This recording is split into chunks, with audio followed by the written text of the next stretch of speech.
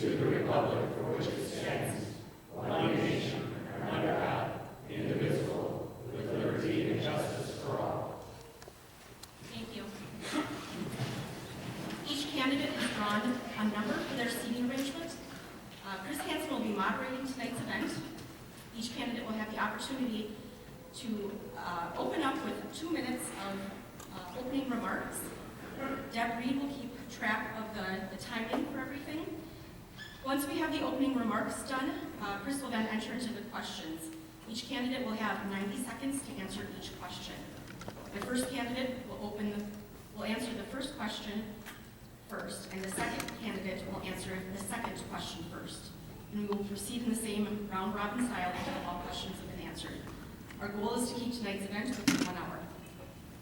If the audience has questions, please raise your hand and I'll come around and collect them. And try not to have duplicate questions. Questions must be appropriate for all candidates to answer and not pointed at any one candidate in particular. Lastly, each candidate will have 2 minutes to provide closing remarks. For the candidates, you have water, pen, paper in front of you. Please watch Deb. She will have a 30-second remaining flag, a 15-second remaining flag, and a 5-second remaining flag. And then she'll have a little bell when time is up. In the days to come, please watch either the Gregg Hagen Sports Network Facebook page to post tonight's event. He is recording for us, and then we will share that as soon as we know that that's become available on our Facebook pages. Chris Hansen, I will hand it over to you.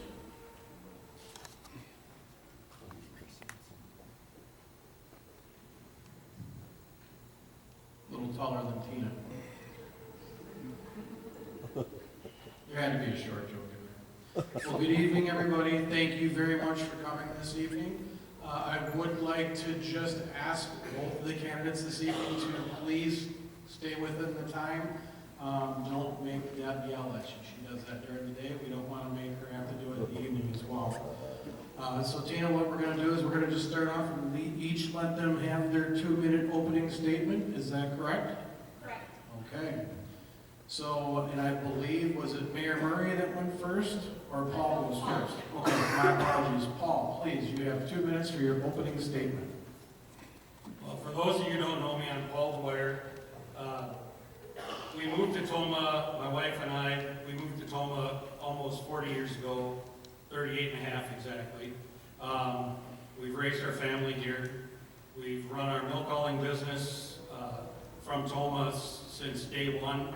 We purchased Wilbur Jenkins' business in 1989, and we have grown it from 1 truck and 2 routes to 9 trucks and several routes.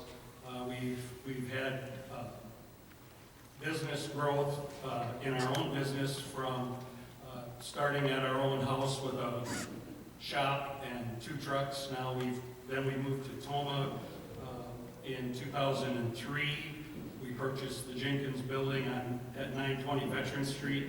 We outgrew that, and now we have today our facility at 802 West Veteran Street. Anybody that drives past it sees the big blue building with all the white doors.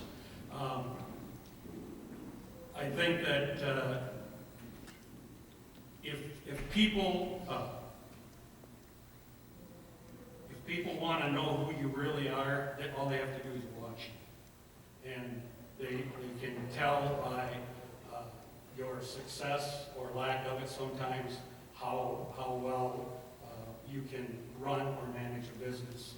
I think that's a very important thing, to be fiscally responsible and to show people that you have the qualifications or the quality of a personality to deal with people and to manage budgets. A couple seconds left. Oh, I'm good. Okay. Right on. Keep this All up. right. Deb, you ready to restart? All right. Mike. Good evening, everyone. I'm the current mayor, Michael Murray, an actual resident of the city of Tomah. You'll hear a lot tonight about the change being necessary for the city, but what change? Listen for the specifics as this goes on tonight. Is it change because change needs to be made, or is it because the word change gets people fired up? You'll hear about the fact that we need a city administrator instead of our current set or senior executive team governance. But at what cost? A According to today's standards, the actual cost for a city administrator between wages and benefits is going to range between $160,000 and $200,000 in the city budget. And if we hire that city administrator, where is that money going to come from? That means something's going to have to go. There's only so much in the budget. Will it be the senior center, whose budget is right around that number, 160 to 200,000? Will it be youth programs? Will it be other programs within the city? What will have to go in order to change the way we're doing things now? By eliminating the city administrator's position and reassigning duties, we have saved the city over $90,000. And when we talk about savings, is it truly savings? No, but actually it does. It goes right back to the budget. And that money going back to the budget has been for programs like the swimming pool. It's an aging swimming pool that has lots of problems.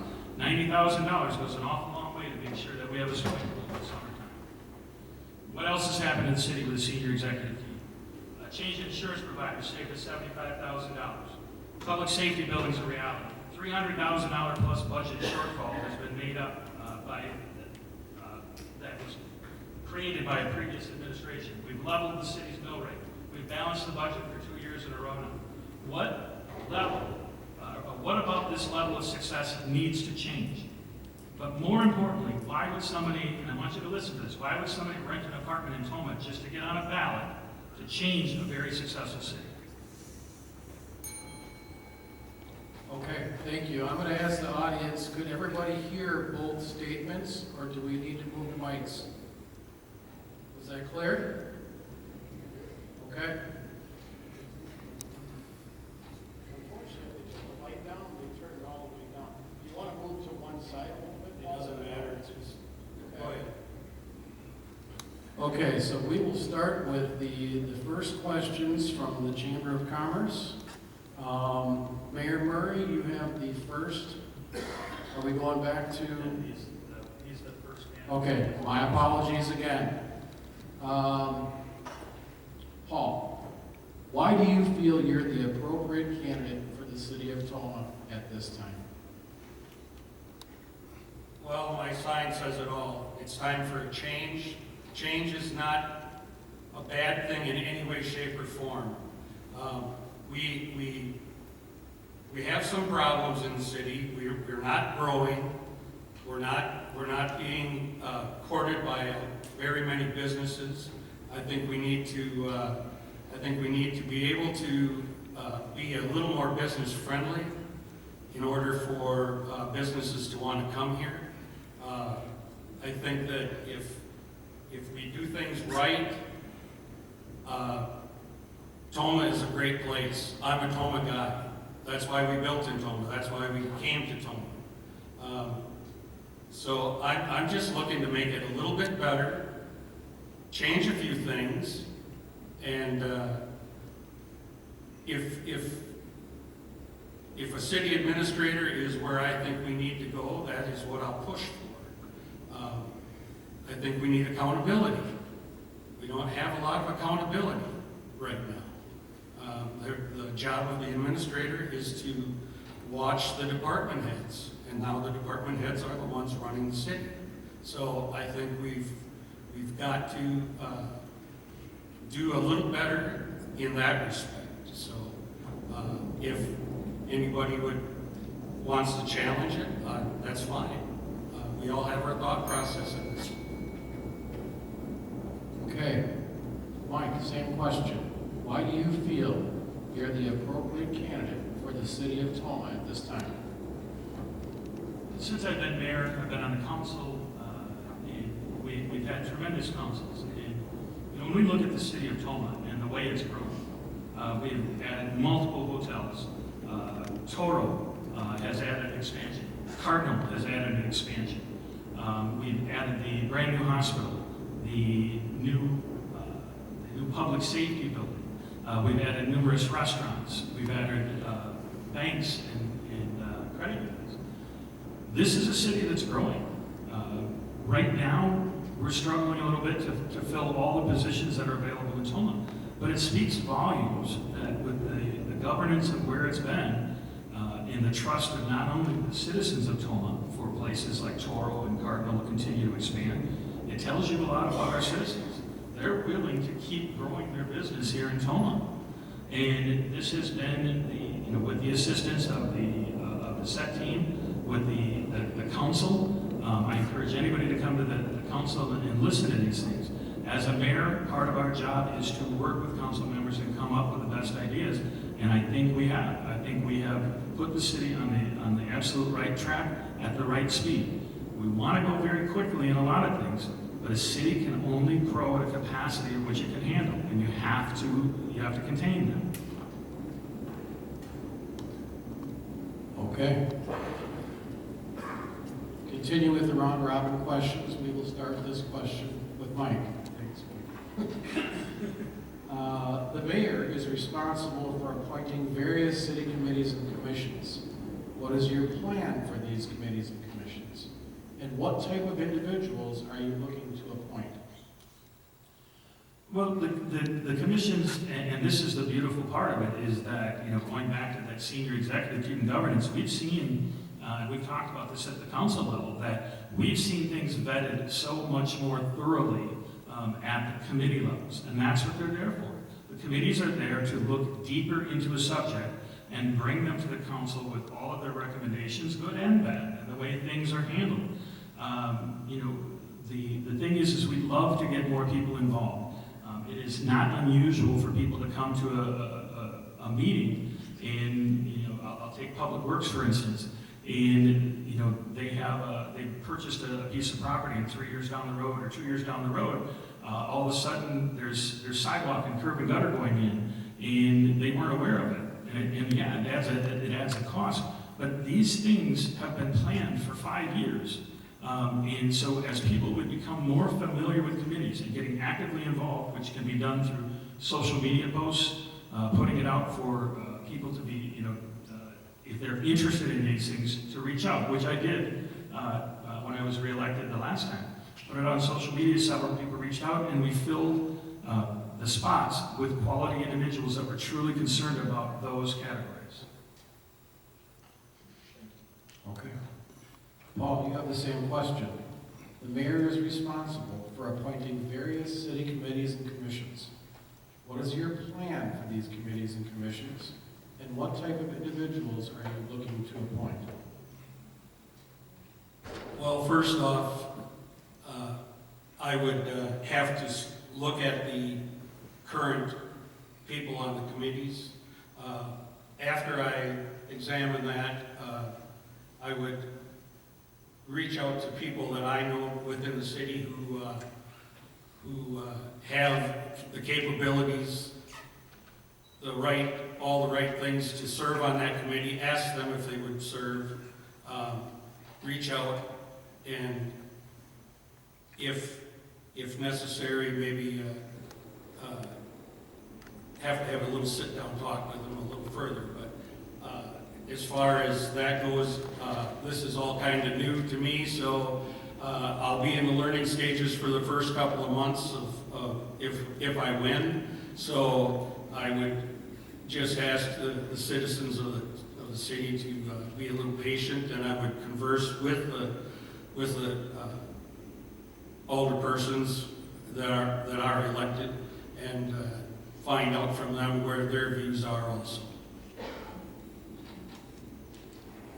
Okay, thank you. Paul, you start with the next question. What is your opinion on the senior executive team replacing the city administrator position, and how do you, as the mayor, foresee working with that team? Well, again, I think that that there's a definite need for the city administrator. The senior executive team, as far as I know, has been okay, but I'm more interested in the accountability part of the city administrator's job. These individuals who are department heads or the treasurer of the city, we need to make them accountable to somebody, and right now there is no accountability. They run it for themselves. I think that with that being said, that the senior executive team is kind of like part of the good old boys club, and I just don't see how we can actively pursue this type of governance. We have a city charter that says we must have a city administrator. And I don't know how we can look past that. It's a necessary thing, it's an expense, but if we hire the right administrator, that administrator will probably save us the biggest portion of his salary by either bringing new business. Mike, what is your opinion on the senior executive team replacing a city administrator position? And how do you, as the mayor, foresee working with that team? Well, it's important to understand why the senior executive team came into existence. When COVID happened, it was the timing was terrible. The city administrator left. It took us numerous months to find a candidate. When we found the candidate, they backed out of it at the last minute, which then pushed us into a 9-month lull of where we had no city administrator. I was actually doing the duties. And then at that point in time, we were able to hire somebody. They stayed for about 11 months, decided they wanted to move on. And at that point in time, the council met. And we talked about this, and we were gonna give this a try and see how this went. And I think you've heard what I listed off. It has been incredibly successful. The senior executive team, when we talk about accountability, they're accountable to the council. As a matter of fact, we just did, at our last meeting, we just did the review of the senior executive team, which I will be sitting down with the senior executive team either tomorrow morning or the next morning, and we will be discussing how we view their progress, what we need improvement on, the things that we like. So again, the senior executive team is actually a growth product for the city. It has saved tremendous amounts of money for the city. It has saved a tremendous amount of time, but in that same capacity, it has worked to the advantage of the city of Tomah. Okay, we'll begin with Mike. Tomah has a weak mayoral system.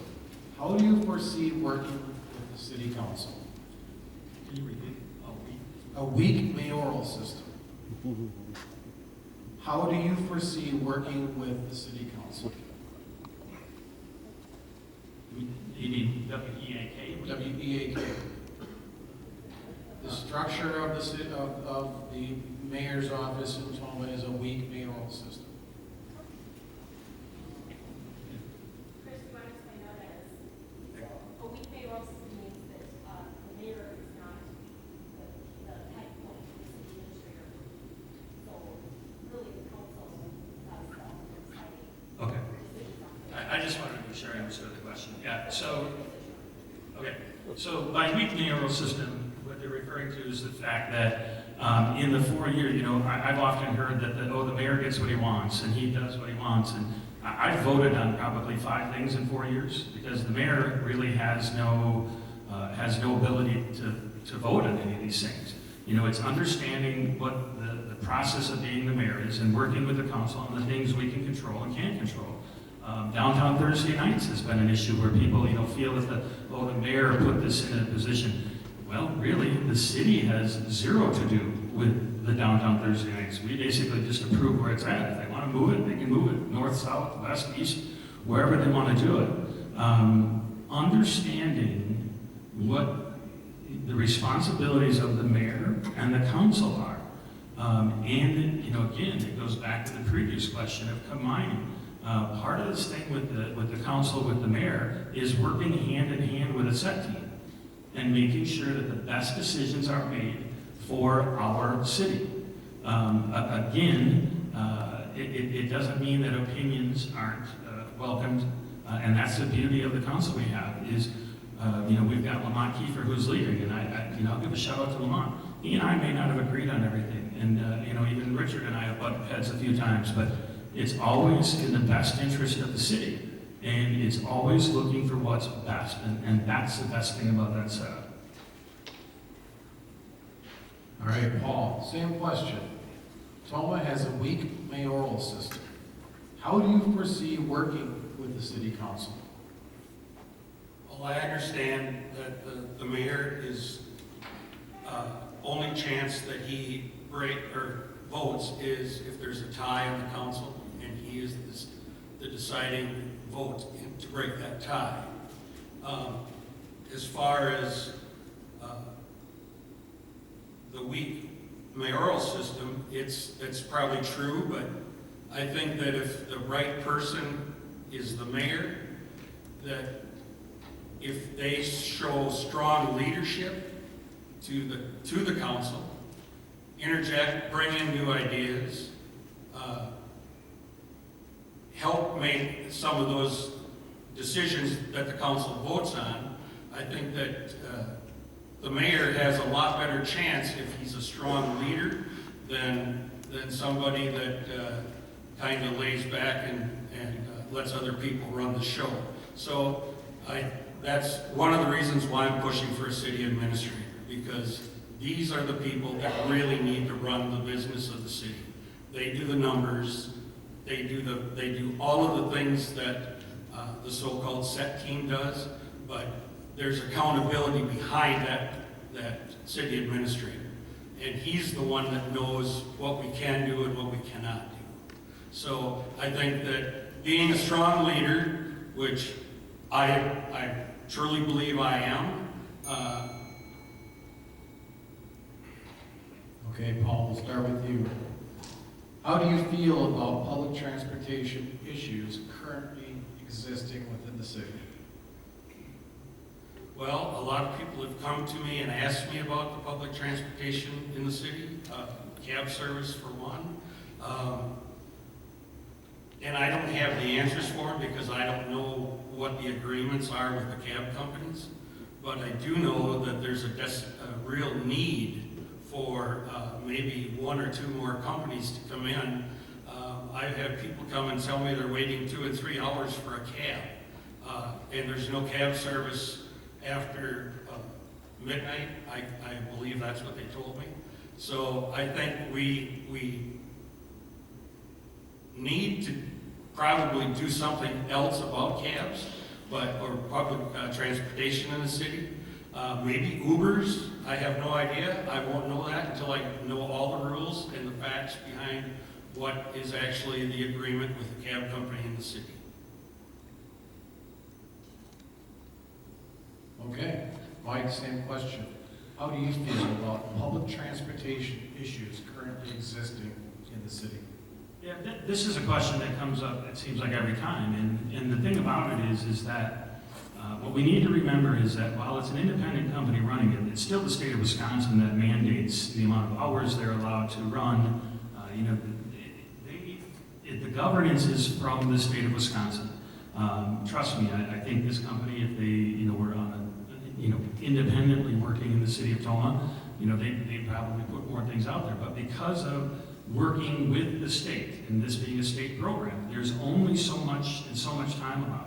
I've had, as Paul said, numerous people have said, we need, I get it, but I cannot, and we cannot as a city, force anybody to open a public transportation system. We can't force anybody to open a cab service. Uber and Lyft is available out there. I've also heard people say that, oh, well, the city doesn't allow it. Absolutely, they do allow it. If you want to be an Uber or a Lyft driver and you want to make some extra cash in the city of Tomah by transporting people around, I encourage you, because we hear the same thing of the long waits. But again, this is where there's minimal control by the city, as it is a state-mandated program. So again, our control of it is very, very minimal. Okay. I'm going to take a second to pause here. If anybody has any questions that they would like asked, please flag Tina down. She has paper. You have to write that out. You do have one over there, sir? Okay, so, but if you have any questions you would like asked that haven't already been asked or that aren't going to be asked, please flag her down and submit your questions to Tina. Okay, Mike, what does Tomah offer for encouraging new business and economic development in the city? And how can that improve? Well, I think what the city of Toma offers is, again, something I've touched on earlier.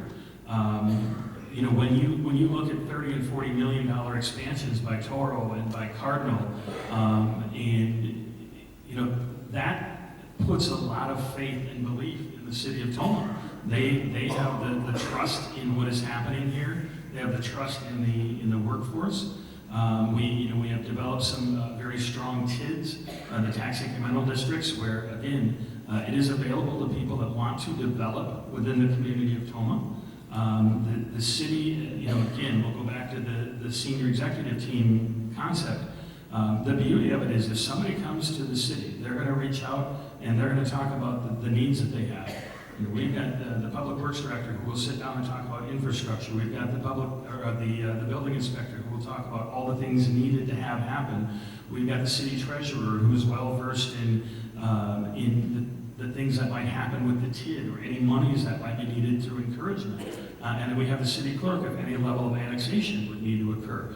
These are all members that are very, very keyed in on specific topics to help people to come in. You know, what could we do to improve it? If somebody wanted to win the Mega Millions this week and donate money to the city to create more money, that would be wonderful. Okay. Paul, what does Toma offer for encouraging new business and economic development within the city? And how can that improve? Well, I really don't know because I've not been involved in that kind of decision-making process yet. I can tell you that the city offered me none when it came to our new facility.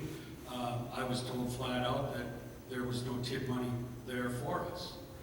We did a $2.7 million expansion in this city, and the city kind of thumbed their nose at me. So I don't know really what to tell you other than he can make it sound as rosy and nice as he wants to, but it's not what you do, it's who you are. So I'm just going to end with the fact that when I know more about all of the TIDs, I can be a lot better versed on it, and we'll talk to the right people and we'll get answers. And again, the city administrator is also the one who does that legwork to talk to these businesses as they come to the city. He is the one that courts them. He is the one that sets it down right so that they get the right information and can come to the city. Okay. Paul, how can Toma become more efficient as a city government? There's always room for improvement in anything that we do. As far as my own personal business, we find ways to save money all the time. With the advice of the people in the department heads, the people on the city council, I'm sure that there could be many chances for discussions to where we can save money. I think that the fact that people sometimes have a lack of confidence in our city governments or with state government, it doesn't matter.